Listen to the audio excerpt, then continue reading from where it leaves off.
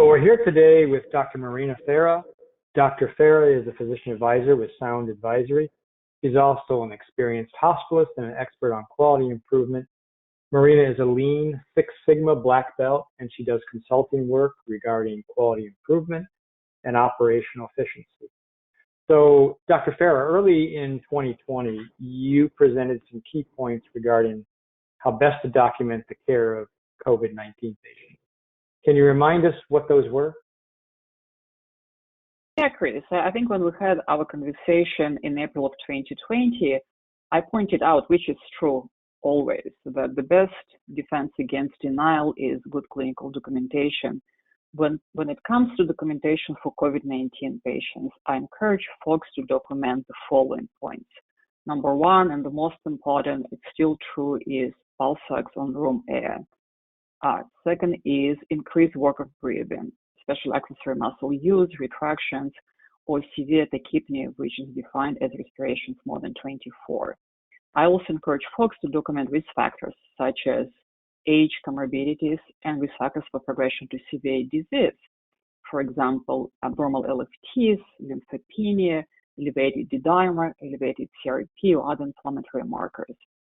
I also encourage people to use evidence-based tools such as MALPS2 tool that helps to predict 90-day mortality rate for patients with COVID-19 pneumonia to support the risk of adverse outcomes argument. And at those times, we encourage people to document why patients cannot be isolated at low level of care, which is less relevant now with post-acute facilities able to isolate those patients. And the last point I made is to make sure to document what tests is being used to diagnose COVID-19, including what's the turnaround time and clinical sensitivity, which is, again, much less relevant issue right now with wide availability of testing and much high accuracy of testing, especially for hospitalized patients. That's great information. And as you just alluded to, that seems like such a long time ago. How we cared for COVID in April of 2020, I'm assuming is probably a lot different than how we do it now in January 2021. So from a documentation perspective, have documentation issues changed at all? Absolutely. And I think the changes in documentation requirements to determine appropriate status and to ensuring patient status really is sort of aligned with changes in our understanding about this disease with the evidence-based literature and research. And there's really three notable examples. Number one is the Infectious Diseases Society of America updated their definition of severe COVID-19, which severe COVID-19 patients are the ones that have pulse ox 94% or less, require oxygenation, mechanical ventilation, or EMSEO. So the second is both IDSA and CDC updated their recommendations regarding treatment for hospitalized patients with severe COVID-19, which now includes dexamethasone and remdesivir, unless contraindicated. And third, in addition to MALPS2, which again I found a helpful clinical tool to predict risk of adverse effect, there's additional tools that were developed and validated. And another tool I use very common in my determination is Quick COVID-19 Index that helps to predict the risk of severe respiratory disease, critical disease within the next 24 hours. Chris, however, what does not change, and that applies not just to COVID, but other diseases, you need to have all three. You need to tie your severity of illness with intensity of service and risk of adverse outcome to make a sound argument that this patient indeed needs to be admitted to the hospital as a patient.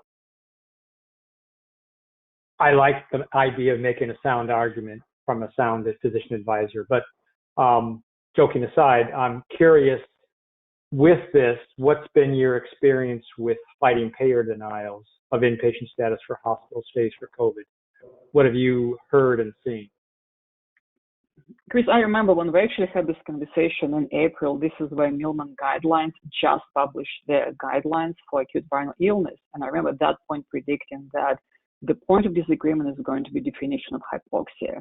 And unfortunately, I was right. The most of the denial I see now, they're related to the fact that payers are using outdated definition of hypoxia. In their world, hypoxia is pulse ox less than 90% on room air. As we already established, for COVID-19 patients, hypoxia is pulse ox 94% or less.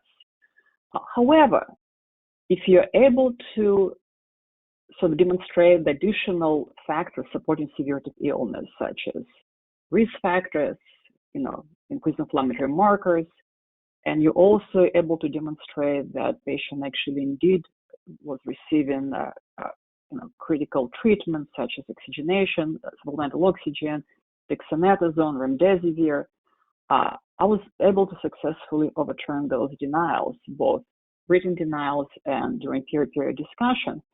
What makes it difficult, right, to make an argument when you have no documentation of pulse ox on room air, you don't have no documentation of increased respiratory breathing. You may have a couple of isolated reading of pulse ox between 90 and 94% in patients who otherwise has no risk factors. There's no inflammatory markers checked, and patient is not receiving dexamethasone or remdesivir, and there's no indication, there's no documentation why those medications are contraindicated, if at all. So that's a situation where it's very difficult to have a winning argument.